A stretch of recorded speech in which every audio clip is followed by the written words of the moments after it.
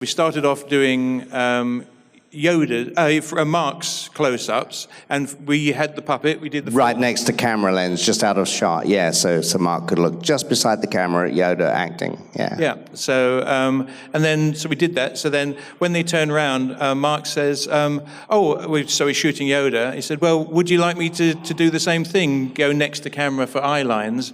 And Frank said, "He's a puppet, Mark. He can't see you." Yeah, exactly that. Exactly that. Hello, Awesome Con. Ladies and gentlemen, please welcome Dave Barclay and Mike Quinn.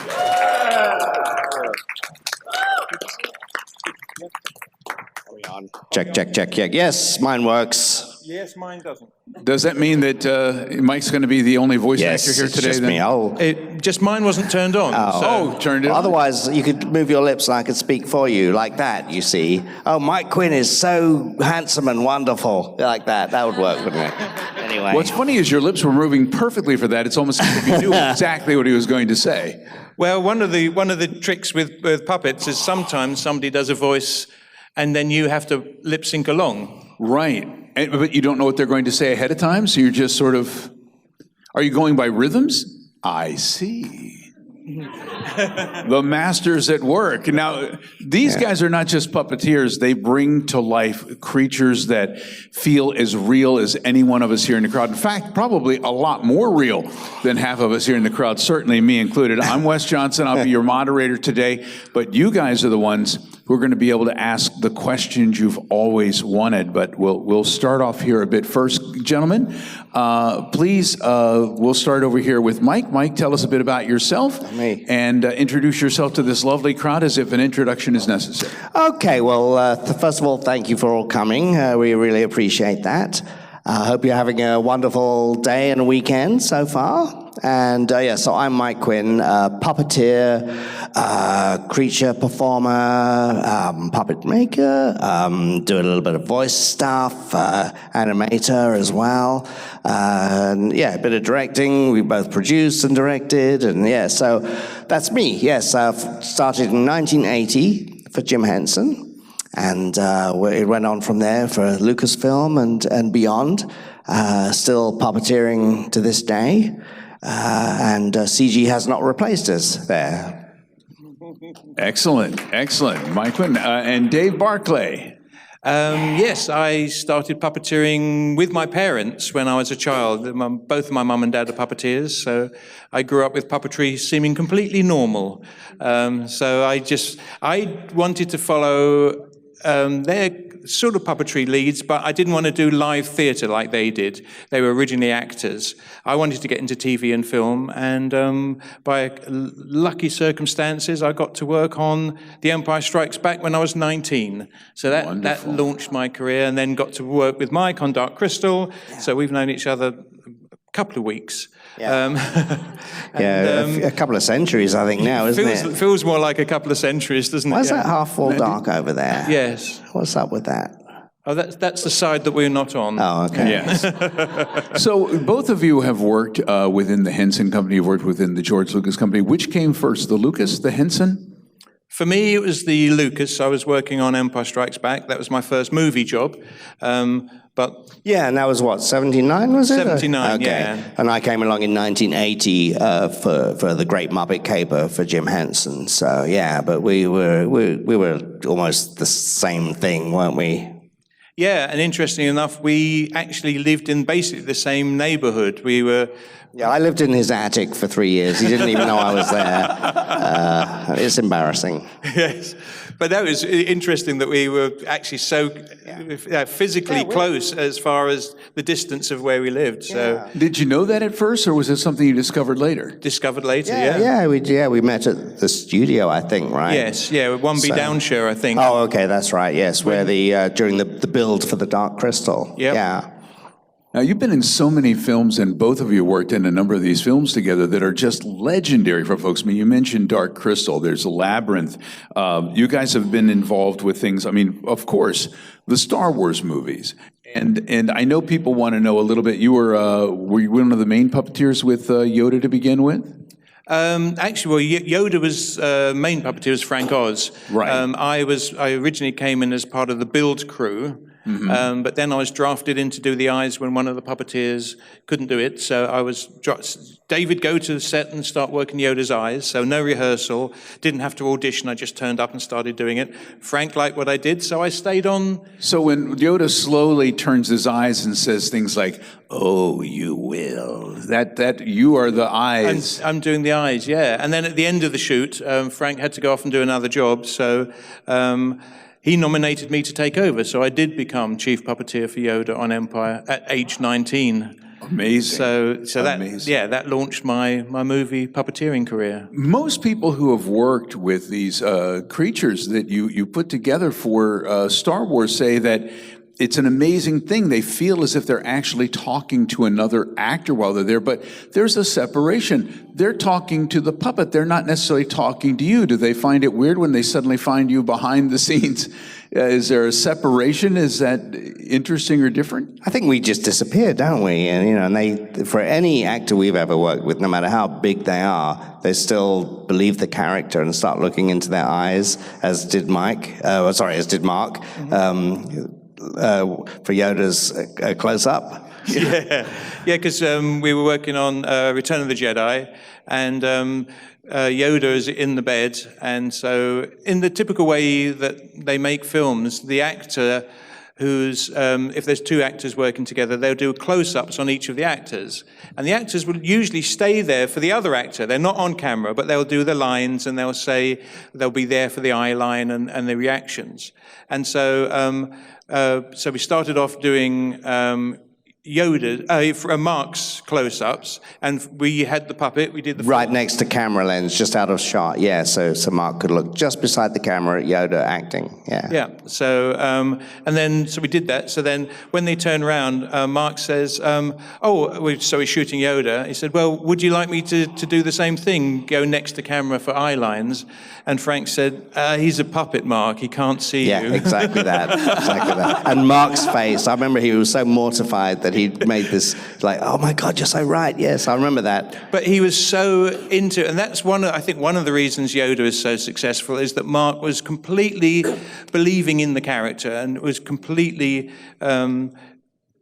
committed to Yoda being there, and because he loves puppets. Mark's a real puppet lover. The reason I got involved, because he's got a puppet collection, so I built him a 18-inch Darth Vader marionette for his private collection. So that's that's how I actually got into work on Star Wars, through that love of puppetry. So. No strings attached. I've heard Mark say that he loved working so much with Yoda and get so involved personally with Yoda in that moment, that the moment you guys stopped working him and he went, "Whoa," it was a little disturbing to him. I suppose we've all worked with actors who have done that in real life, though. Yeah, that's for sure. Yes. Yes, we won't go into that. So the difference is, Yoda, a very smallish puppet. You did like a Jabba the Hutt? Yes. Oh, you did Jabba the Hutt. Dave was the principal puppeteer for Jabba the Hutt. You were doing the voice and the guide voice and the head movement, right, and jaw and some of the body stuff. So Dave was like the lead puppeteer for Jabba. What's the difference with working with a smaller character like that and what you have to then do for the larger characters? Physically, is there a lot of difference? Yeah, one's the traditional hand puppet, sort of much like a Muppet, that was Yoda, and then Jabba's a big body puppet, so there's a big fiberglass chest piece that we called the cockpit, and put my right arm through that, and they put a rubber Jabba arm with a extended mechanical fingers for his three-fingered hand, and then my left hand went under his throat and in a mouth to the jaw mechanism, so I could operate that. And Toby and I, between us, we could move the body around because it was suspended on springs on a turntable. Right. And Toby was the left hand and the tongue, and the head movements as well at times. Okay, So we had to coordinate ourselves together in the big physical puppet, but typically the teams of puppeteers have to coordinate anyway with each other. So usually the lead puppeteer with the voice sets the rhythms, and everybody gets into that. And so it's just a big team effort. I would imagine as a puppeteer, you're using muscles that you generally don't use in everyday life. Yeah, like my brain. Yeah. It's tough. It's really tough. Do you work? I mean, is it hard at first physically? Do you get used to that kind of muscle movement? Or Yeah, a lot of it I think is technique, isn't it? Much like when you learn a musical instrument. At first it's really things will hurt and you won't be very good at that. But it's technique. Your body learns what it needs to do and how to be economic and not just like walking. You don't think about walking, you just do it. But that's technique. Yeah. So it's the same, really. So the idea is you want to be able to play this musical instrument without thinking about what you're doing, but then you can think about performing the music of the instrument. So a puppet is, to me, it's just the same. Mm-hmm. Puppetry is like, I guess, a musical instrument. It's any performance. It's like dance. Yeah, very much so. Yeah, very, very connected, dance and puppetry and music. It's all connected. Yeah, but some puppets require different muscles. So, like I was doing Flintstones, Viva Rock Vegas, with Puppy Dino, and most hand puppets are this way. That it's a bit like carrying heavy things on your head. It's easy to carry. Yeah, when you got the line of gravity going through your body, it's easy, Yeah. But Puppy Dino was 45 degrees ahead all the time, and he was one of the heaviest puppets that I performed. So it's like, wow. So first time I could do about 30 seconds initially, and I thought that's not going to work. And so the pain started in my hand, moved down my arm to my elbow, to my shoulders, all the way down the back, through my butt, down my backs of the legs and hamstrings, down to my Achilles tendons.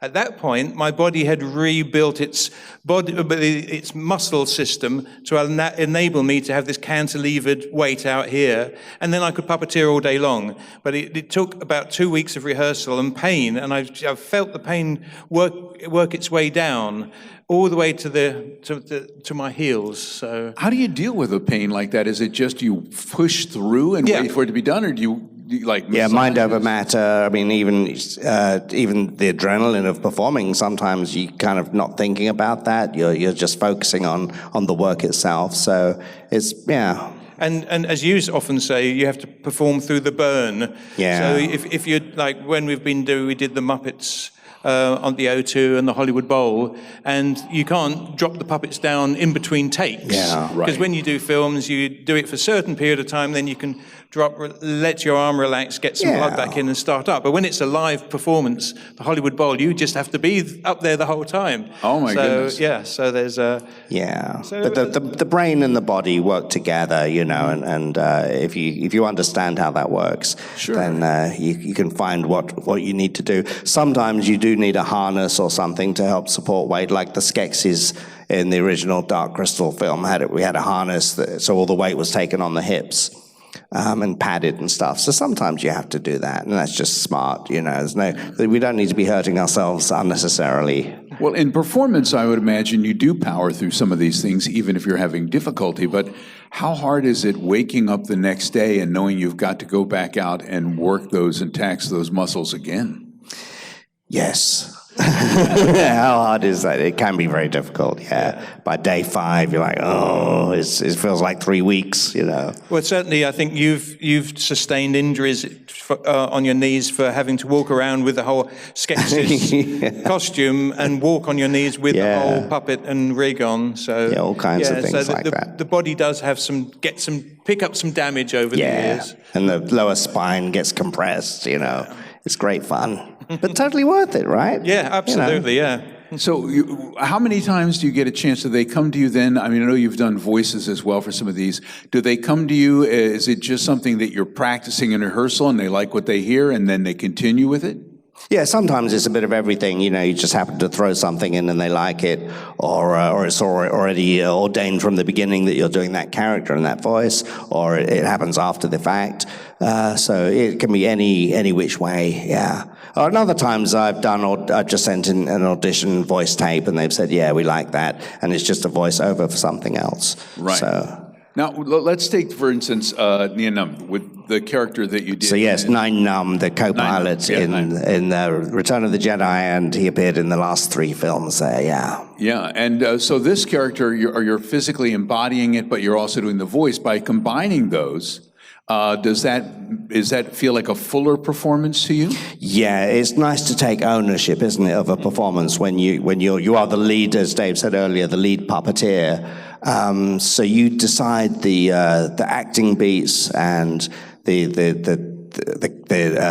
thinking process, the acting behind the characters' motivations, and that to me is my favorite thing, when you can go through all the lines and the scenes and just work out, okay, is this fast, is this slow, is he saying one thing but thinking another? It's all about the acting to me, and so when you're doing the voice as well as the head acting and the face, you control the whole thing. I mean, that's a puppeteer's dream in a way. Just as an actor would themselves with their own face, it's really no different. With a great character, you should go through all the same processes an actor would go through, where you work out all your beats and what you want to communicate. But with puppets, you can do it in a much sort of cleaner way. In a way, it's a bit more like animation. It's a sort of a shorthand that maybe humans don't have in the same way. Now, with this character, there is a little bit of a controversy, because a lot of people believe that in Rise of Skywalker, this was the end of your character. The end of Nunb. Did he die or didn't he? But you disagree? Well, let's see. Let's take a vote. First of all, let's see a show of hands for the people that think that Nunb survived the end of Rise of Skywalker. Okay, and then a show of hands for people that think he didn't survive the end of Rise of Skywalker. It's, I think, okay, it's even. 50-50 roughly. Yeah. So, we don't actually know. I mean, in the novel and the storyboards, and what we filmed was that he was to pass away. As in a brave, heroic moment. I had a little chat with JJ about it near the end of the film. I said, "This isn't looking good, is it, JJ?" And he sort of hung his head and said, "No, but let me tell you why." And he's my best friend, Snap, Greg Grunberg. He dies as well in his X-wing, and we have to have sacrifices, and it's going to be so epic. And this is great. I don't mind going out a hero. I'm if he happy brings with you that. back as many times as he does Grunberg, that would be fine. Well, there you go. I'm in good company, right? But then, so we see in the film, we see the Tantive 4 getting zapped by the Emperor. We see Poe's X-wing getting zapped by the Weeks cut inside, and we see them all going, help! I'm being electrocuted. But then, for Greg's X-wing, as is the regular convention in Star Wars, they then cut wide to the exterior, and you see it explode. That happens every single time, and they're gone, But that, I think there was a shot, I was told there was a shot that existed about 2 weeks before the release of the film that showed something like that. I don't know exactly what it showed, whether it was exploding or breaking in two, but it was definitely gone, and they pulled that out before the release. So we don't actually see it exploding or failing in the film. And I do wonder, is it because they want to save the ship? It was Leia's original ship, from the first movie there. It's the same ship. So it's kind of a character like the Falcon. So do they want to save it for something else, maybe? I don't know. Did you believe, I heard that you saw the ship landing during the celebration scene in the background. It might have been a different one, but see all that stuff, like the celebration was shot earlier in the a few months before, so otherwise I would have been there dancing around with everyone, kissing everyone like they all did. So I don't really know, and I'd have to hear from the official sources to know what the final thing is. But I'd love to think that they saved that iconic ship for a future film, and it might just need a little pilot, Right. But I got to be my own pilot. I wasn't a co-pilot any longer. And I actually had a celebrity co-pilot that we never saw in the final edit, but it was the guy from Mumford and Sons. Yeah. Yeah, it was the main guy. It was him, the main guy. So the Empire was not a Mumford fan. That's why it all went. Yeah, exactly. So he was actually my co-pilot in that scene. So how about that? A little bit of trivia for you. Yeah, so I don't know. We don't really know. He kind of died, but he sort of didn't. It's a weird thing. I would like a definitive. I'd rather him just go out and make it a big thing or not. You know, I don't like the ambiguity so much. Yeah, so keeping it nebulous is kind of. So maybe he can be in the next movie. Who knows? That'd be lovely. Yeah, wouldn't it? Yeah. Good question, though. So you both have been doing puppetry, but you've been doing animation as well. Have you both done animation? Tell me the difference between full-on animation and the puppetry as far as your artistic input. I think with puppetry, right, you do have more ownership. You can be more spontaneous. It's quicker.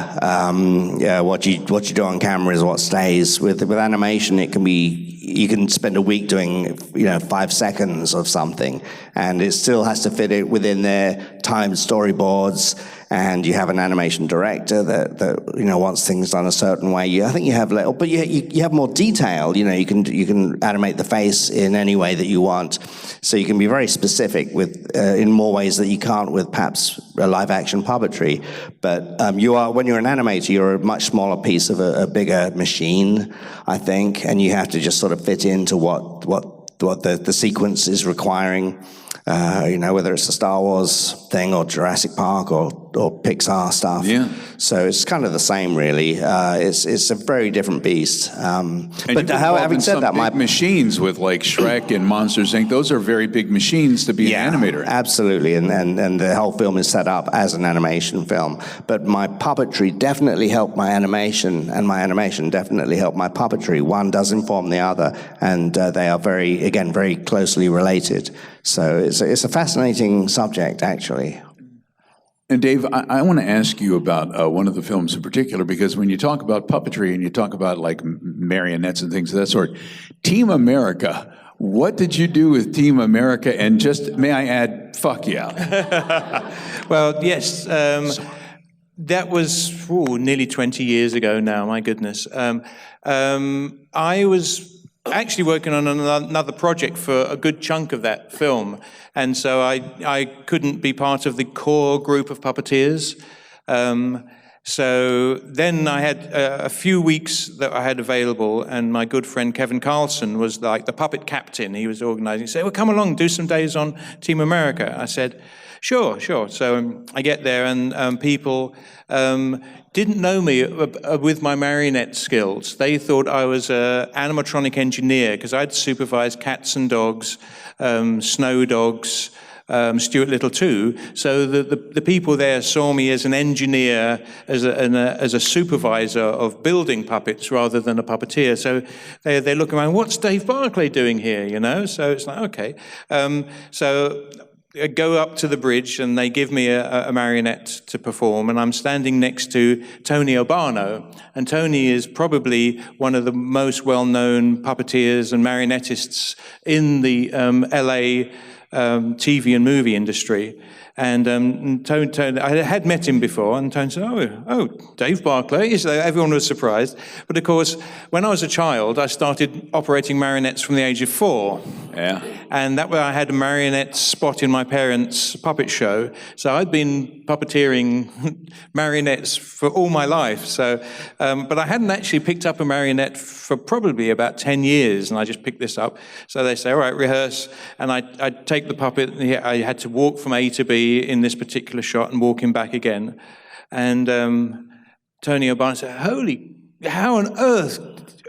I didn't know you did marionettes. And I said, oh yeah, no, my parents are puppeteers and I started when I was 4. Oh, that makes sense, he said. Yeah. So it was really nice. Everyone thought I would be completely useless at the marionettes, and I was just able to basically upstage all of them, walk the puppets better than they were. So it was a nice ego boost. You were outside the clique, and then suddenly you were the king of the clique. So yeah, it's like, oh yeah, no, he does a bit more than just builds puppets. So, but yeah, no, it was great fun, and it was such a good camaraderie with all the puppeteers. But again, one of those weird things. I'm in the making of documentary because I think they came around twice to film the making of it, and one of the days I was there, and I'm featured in it, although I was only there for a few days. So and all the guys who have been on are like, Dave. What the hell? He's like, Dave Barclay's only here a few days, and he's on the documentary. So. Oh, that's now I see that both of you were involved with Who Framed Roger Rabbit, which is a lot of animation. But where's the puppetry in that film? Well, the puppetry is, I was approached by, initially by Robert Watts, who was the producer for Return of the Jedi, because he produced Roger Rabbit. He said, there might be a day or two work for you on Roger Rabbit. So I went and met with George Gibbs, because Bob Zemeckis wanted the cartoons to interact with real props all the time, actually in camera. And George Gibbs was the head of special effects, wasn't he? Yes. Yeah. So he was in charge of special effects, but special effects, they were working to their limit, just doing some of the mechanical things where Roger bashes through the window blinds and there's an outline of Roger there, and those sort of things, physical, practical effects. But they couldn't work out how to do the octopus bartender. That was the first thing. Right. In the Ink and Paint Club, yeah. Because all the arms are moving, so they couldn't build like a mechanical rig. It's too complicated. But Bob wanted all the props to be real on the set at all times. So I explained how we could do it with puppets. He said, great, go through the script and do a whole script breakdown of what you can do with puppet effects, which meant there was 6 of us on... Yeah, right, a core team. Core team of 6 for the whole film.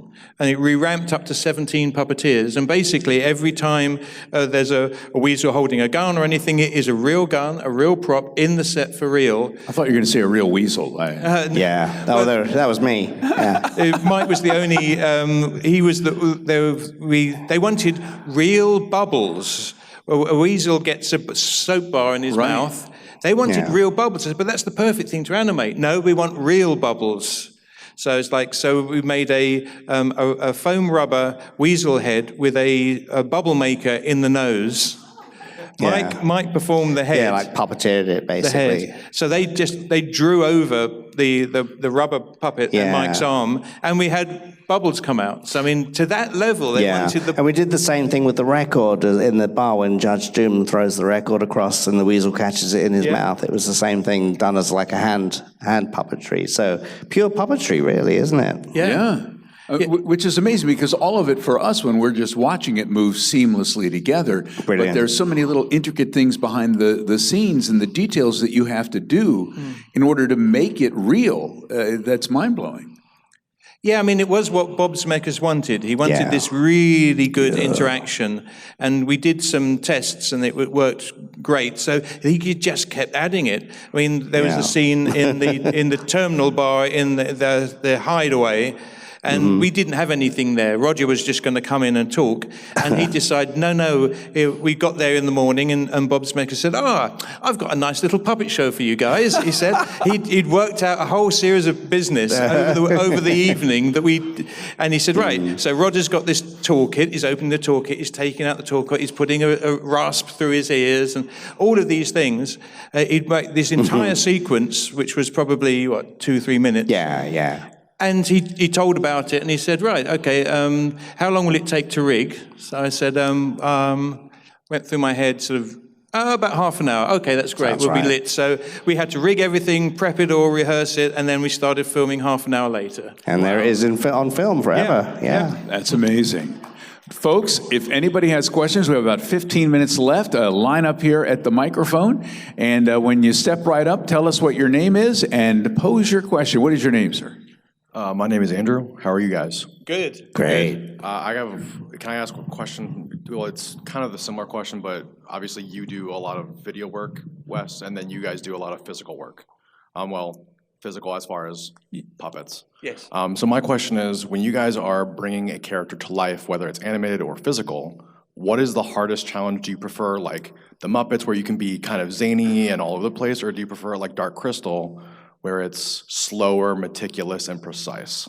For me personally, I would say the hardest thing is getting realism in say maybe a creature, and getting lip sync just right, without it being too much, but making it believable. So it's because Muppets are cartoons, you have a lot more leeway with those guys. Mm-hmm. But I think when you're doing real creatures that are acting with humans, with the main cast, they have to be believable, especially in a more serious, dramatic environment.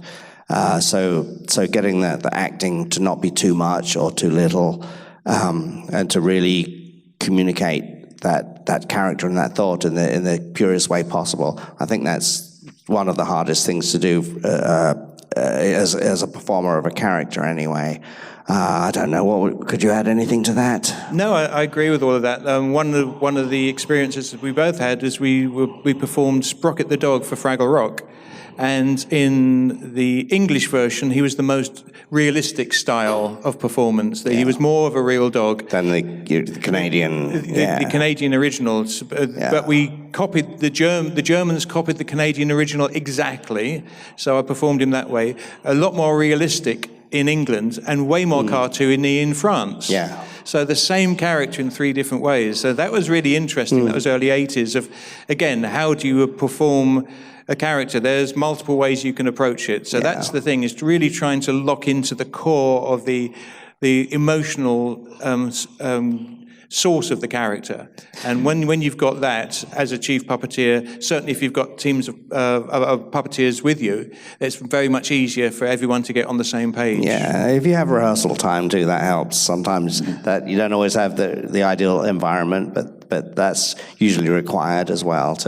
Each creature can be different as well, so you kind of have to learn that that specific face or whatever you happen to be doing. So, but it's a great question. Yeah. Thank you. Thank you, yeah. And the thing is, with comedy or drama, you're pretty much playing to the realism of either one. The one way to ruin some comedy is to try to be waka waka funny, as opposed to finding the real heart of what the character's about. Yeah, well, the old English comedian told me, once you can if you can make someone cry, it's much, if you make someone laugh, it's much easier to make them cry.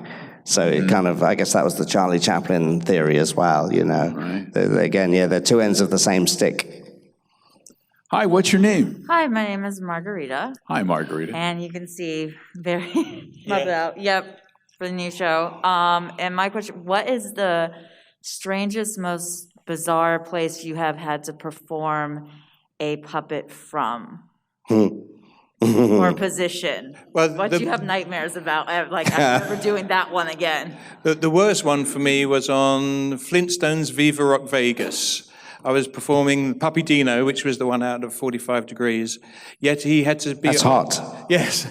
And I was on they wanted him on one of the Flintstones vehicles that had been specially built, and on the trunk. That looked easy, but it was tiny space. My arm was literally doubled back in the worst possible way to get in there. He weighed a ton, and I had all sharp fiberglass all around me. It was absolutely miserable. So that was the worst. I've had a couple, I think. One would be inside the washing machine for the commercial in Holland. It was a front-loaded washing machine that had a mouth on it, and I was inside working the lip sync on it, and it was on a pole arm, so he was spinning around. That was a bit weird. In the Millennium Falcon, I kind of got motion sick because it was like being in the hull of a boat. I couldn't see out or anything, and it was being rocked around. But more recently, I think one of the hardest things was we were doing this realistic lion for the History Channel for a show called Colosseum, and they had real lions and things that they shot later, but they had this realistic animatronic lion that I had to half wear and perform the face in a cage with an actor looking through it with a big long camera. It was like a long take, 5-minute long take, and a camera crane swooping from above. 100 extras. We're out in Morocco. We were near the Sahara Desert, so we're outside. And that was, I think, the hardest thing I've ever done performing-wise. And after that day, it's like, I can't do this anymore. We flew someone else in to do it.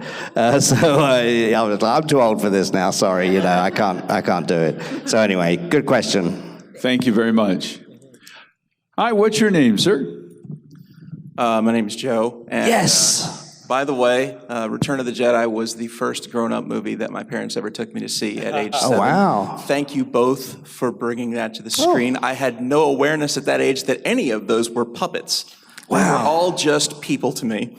Yeah, great. I was kind of wondering, because you've been, involved in this over such a span of time, had two related parts to this. One is, what influence have you seen, if any, of technology today that's enabled things to be done in puppetry that maybe you couldn't have done 20, 30, 40 years ago? And is there anything that you were asked to do back in the day that you just had to say, we can't do that. There isn't the ability to do that in puppetry. And now you look back and go, oh, we could totally do that. We could even do that really much better than we thought we could back then. Well, even back when, because we had a company together for 10 years, 90s, people even then would tell us, oh, you can't do that, and we would do it anyway. Yeah. So we never, that was never an option for us. But as far as the technology, maybe you can speak better to that than I can. Well, yeah, we originally got one of the very first computer systems to record and play back servo motors. We worked on Little Shop of Horrors.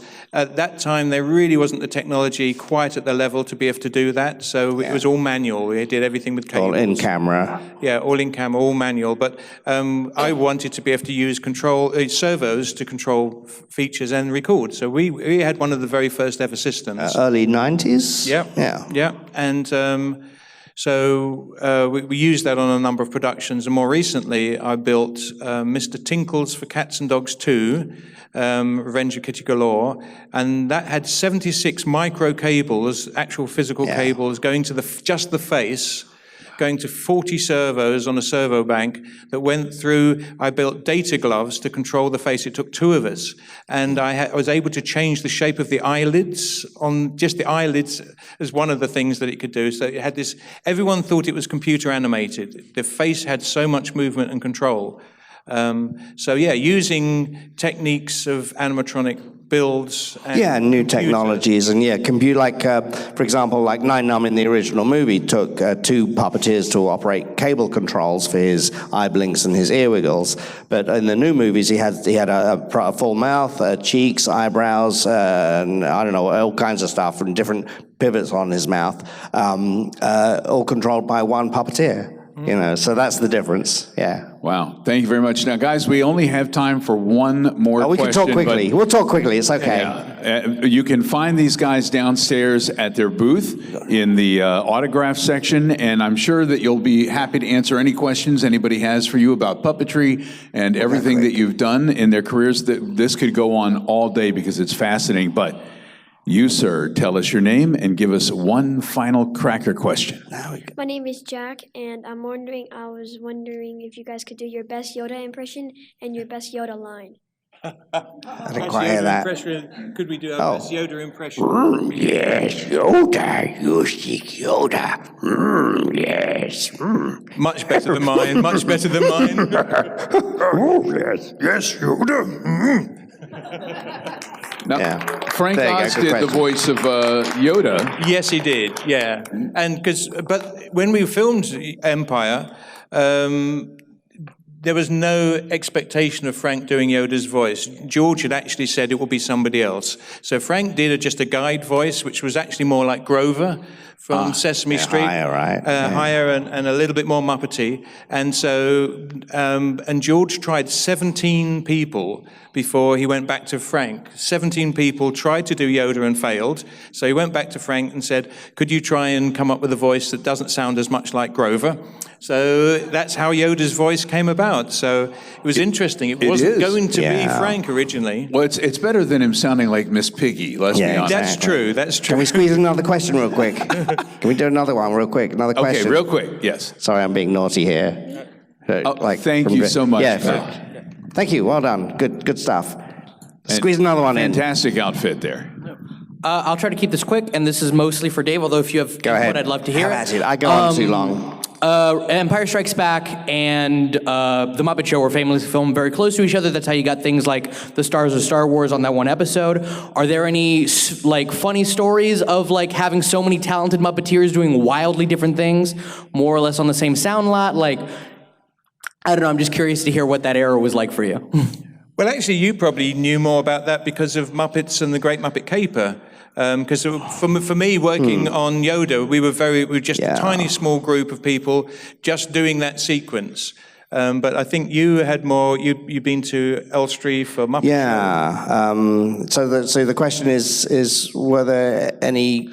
Yeah, just like did Muppet people and Star Wars people like get together? Did you guys know each other? Did you guys like go, oh, how's the Yoda thing going? Oh, how's the piggy thing going? I don't know about back then. I think now it's definitely a thing. We all exchange notes and check in on each other and how's that project going and that kind of thing. It's quite symbiotic actually, and it definitely isn't a them and us kind of thing, or at least not that I'm aware of, because we all know each other. There's just a handful of us on the planet that do these things, both in the States and Canada and the UK and Europe. So we do like swap notes and things and help each other out. I think that's a good positive way to move forward. But I don't know if that really answers your question. But we're all kind of like one big family basically. So it's quite nice that we're not. It's not a separated thing. So yeah, it's good. It's really good. Very creative, Yeah, because it's probably more like that on Jedi, because Empire was very much just Frank, Kathy, Wendy, and myself doing Yoda. Yeah. And that was the very last thing that they filmed on Empire Strikes Back, the last sequence. So, and then I joined the Dark Crystal when I met Mike, and then we met a lot of the British puppeteers working with the American puppeteers. So that's when really everyone became a sort of this big extended family. And we just moved from movie to movie to movie. So it was a magical time until Margaret Thatcher changed all the tax laws and all the movies went away. Yeah, in the UK, yeah. Excellent, though. Yeah, very good. Thank you for the question very much. And thank you well guys. done. Thank you guys for a wonderful, fascinating conversation. I only had one question left, Mike. Yes, go ahead. That was while on he's the doing Muppets. That. Oh, yes, Dave has Go a few ahead. things to show. When you were working with the Muppets, Lady Gaga, real or puppet? Both. Now, you know what? Lady Gaga was amazing. She was so professional, and she was singing live on the set, and I had a lot of respect for Lady. Have you ever worked with Lady Gaga before? No. Oh, okay. Lady Goo Goo. Lady who? Hoo Hoo. Yes, no. Lady Hoo Hoo. I've seen you before somewhere, haven't I? Yeah. I don't know. Didn't you? You do yoga, don't you? Yes. Yoga. Yes, I'm yoga. That's yoga. Have you got a Yoda mat down there? Yeah, so this is the actual size of the original Yoda from Empire Strikes Back. So this is the size of the puppet. So he's a replica that I've personally built. I sculpted the head and from the original cast of the head. And I've internally mechanized him so that he can move his eyes and his ears and his mouth. So just to give everyone an idea how he was back 44 years ago. So wow. Yeah. Hands were done like that. Hands were done this way, with the sleeve covering the other fingers. Yeah. Yes. Like that. Yes. So wonderful to see Yoda here with us live today, or as some of the younger people would refer to him, Old Grogu. No. OG. No. Grogu. No. The OG. Well, where can we find you guys? Where can we? Will Yoda be joining you in your booth later today? He will be joining with for photo sessions later. Yes. You're doing an epic photo. What time will you be doing that? I don't remember. No. I don't remember. I think it's like 3-something. Yeah, maybe. Well, I might see there. I'm going down at 2:50 for Shea Gorath, so I'll be down there a little ahead of time. But it's been totally worth just it. a wonderful pleasure being able to talk to you guys. Thank you so much. Yes, thank you. Yeah. And May to the talk force to be all with of you. Ladies and gentlemen, please Well give done. it up for Dave Barclay and Mike Quinn and Thank Yoda. you. Woo! Have fun. Hi, this is Michael Shanks, and you're watching Fandom Spotlight. Be sure to like, share, and subscribe. The fate of the universe may depend on it. Open, have fun, and follow your fandom.